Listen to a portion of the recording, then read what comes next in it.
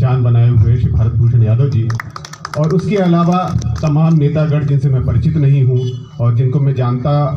बहुत अच्छे तरीके से नहीं हूं, लेकिन सबका सम्मान करता हूं, सबका आदर करता हूं और सबका स्वागत अभिनंदन वंदन करता हूं।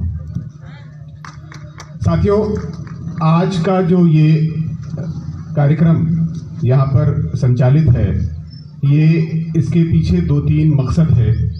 2-3 उद्देश्य है। एक उद्देश्य तो ये है कि आज जो है दूसरा ये स्थापना दिवस है भारतीय पशुपालक संघ का, पशुपालक संघ को भी। और आज का जो ये कार्यक्रम ये स्थापित किया गया है, उसका दूसरा उद्देश्य ये है कि 2 विभूतियां जो हमारे बीच अब नहीं हैं, जो भारतीय पशुपालक संघ की रीढ़ हुआ करती थी, उनका आज जो है शकूर अहमद साहब और कल्लू दुधारा साहब, ये दोनों लोगों की पुण्यतिथि। तो ऐसे में इस तरह का कार्यक्रम आयोजित करना अपने आप में ही एक बहुत बड़ा सबक, एक बहुत बड़ा मार्गदर्शन हम सबके लिए है। और हम समझते हैं कि ये जो कार्यक्रम है वो ऐसे ही आयोजित आने वाले समय में भी होता रहेगा। लेकिन एक बात में जो अपनी बात यहाँ पे कह के खत्म करूंगा, क्योंकि बहुत लंबी फहरिस्त है वक्ताओं की। और भारतीय पशुपालक संघ जो जिसका निर्माण हुआ है, इसके पीछे क्या उद्देश्य है, ये हम सबको समझना बहुत जरूरी है। हम देख रहे हैं कि हमारी धरती जो है जिस तरीके से करवट बदल रही है, जिस तरीके से पूरा सिस्टम, पूरा वातावरण चेंज हो रहा है, बदल रहा है, उसमें ये लग रहा है कि कहीं ना कहीं कुछ ऐसी चीजें हो रही हैं जिसका नुकसान इस पूरी प्रकृति को, पूरी संस्कृति को, पूरी विचारधारा को हो रहा है, और जिसका उदाहरण हमारे आपके सामने दिख रहा है हम सबको। ईश्वर ने जब इस संसार की रचना की थी तो ईश्वर ने सब कुछ बड़ा संतुलित बनाया था। एक सिस्टम है, एक इकोलॉजिकल सिस्टम है जिसके तहत पूरी दुनिया चलती है। लेकिन जब उसमें छेड़छाड़ होती है, जब उसमें कोई ऐसी बात होती है जो उसको ठेस पहुंचाती है, उसमें दिक्कत आती है, तब ये वातावरण बदल जाता है और तब उसका जो उदाहरण हमारी आंखों के सामने दिख रहा है। और जब हम पूरे इकोलॉजिकल सिस्टम की बात करते हैं तो उसमें चाहे व्यक्ति हो, चाहे मनुष्य हो, चाहे पशु हो, चाहे पंछी हो, चाहे जितनी भी चीजें, वायु हो, धरती हो, आकाश हो, जितनी भी चीजें हैं, उनका एक सिस्टम बना हुआ है। उस सिस्टम के तहत वो सारा अपना अपना कार्य करती है। अगर सूरज सुबह निकलने के बजाय शाम को निकलने लगे, चांद शाम के बजाय सुबह निकलने लगे, जाड़ा जो है वो गर्मी में बदल जाए, गर्मी जो है जाड़े में बदल जाए, तो मुझे लगता है कि सारा निजाम चौपट हो जाएगा। और ये सारा बैलेंस प्रकृति करती है,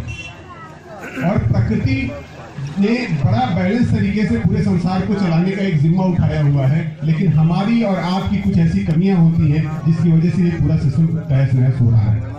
और इस तहस नहस होते हुए सिस्टम को बचाने के लिए, इसको सही बनाने के लिए, इसको सुंदर बनाने के लिए भारतीय पशुपालक संघ का निर्माण किया गया, ताकि हम इस संसार को बहुत सुंदर तरीके से, जिस रूप में प्रकृति सजाकर संवार कर हमको दी है, उसको हम उस तरीके से महसूस कर सकें और उसको आगे लेकर चल सकें। हमारे विजय बहादुर भैया ने अपना प्रस्ताव ले जाकर उस व्यक्तित्व के सामने रखा कि हम ऐसा निर्माण करना चाहते हैं जो कि लोगों के सामने पशुपालकों की जो समस्याएं हैं, पशुओं की जो समस्याएं हैं, वो लोगों के सामने आए, ताकि वातावरण हमारा सुंदर हो सके, प्रदूषित होने से बचाया जा सके। तो उन्होंने कहा कि इससे बड़ा कार्य तो मुझे लगता है कि संसार में बहुत कम लोग करते हैं,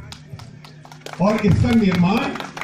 बिल्कुल होना चाहिए, अवश्य होना चाहिए, और अभी होना चाहिए। और पता नहीं किस सोच के व्यक्तित्व थे वो, उन्होंने तुरंत उसका नामकरण कर दिया, इसका नाम भारतीय पशुपालक संघ होना चाहिए। तो मुझे लगता है कि भारतीय पशुपालक संघ, जिस व्यक्तित्व ने इसका नामकरण किया है, वो अपने आप में एक बहुत समृद्ध व्यक्तित्व था। इसलिए ये संस्था जो है, ये संघ जो है, बहुत समृद्ध संस्था और संघ बनकर पूरे संसार में ही अपने पूरे कार्य को दिखाकर ये लोगों को बताएगा कि वातावरण कैसा होना चाहिए। आज बस इसका मैं इतना कह के अपनी बात खत्म करता हूं कि इसका जो उद्देश्य है,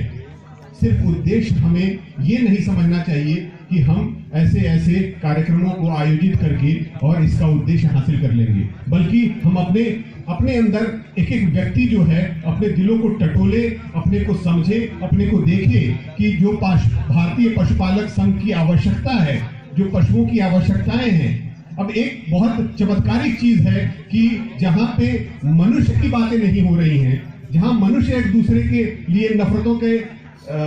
एक मायाजाल लोगों के सामने दिख रहा है, उसमें पशुओं की बात की जा रही है। ये कितनी अजीब बात है, लेकिन सच बताऊं आपको तो पशुओं की वजह से ही मनुष्य इस धरती पर जीवित है। अगर हम पशुओं की रक्षा करेंगे तो मनुष्य को हम सुरक्षित कर सकते हैं, संरक्षित कर सकते हैं और इस धरती को बचा सकते हैं। तो हम इस उद्देश्य को समझें और इस उद्देश्य को लेकर अपने घर में ही नहीं बल्कि अपने इलाके में, अपने शहर में, अपने देश में इस उद्देश्य को लेकर फिरें और लोगों तक एक जन जागरूकता का माहौल कायम करें कि पशुओं की आवश्यकता कितनी है समाज को और कितनी इसकी जरूरत है। और जब हम ऐसा करेंगे तो हम अवश्य निश्चित तौर पर ये कह सकते हैं, बड़े यकीन के साथ कह सकते हैं कि हमारा समाज इस प्रदूषण से और इस तरह की बुराइयों से और इस तरीके की जितनी भी खराबियां इसकी वजह से संसार में फैल रही है, जो प्रकृति का नुकसान हो रहा है, जो दोहन हो रहा है, वो सारा चीज एकदम समाप्त हो जाएगा।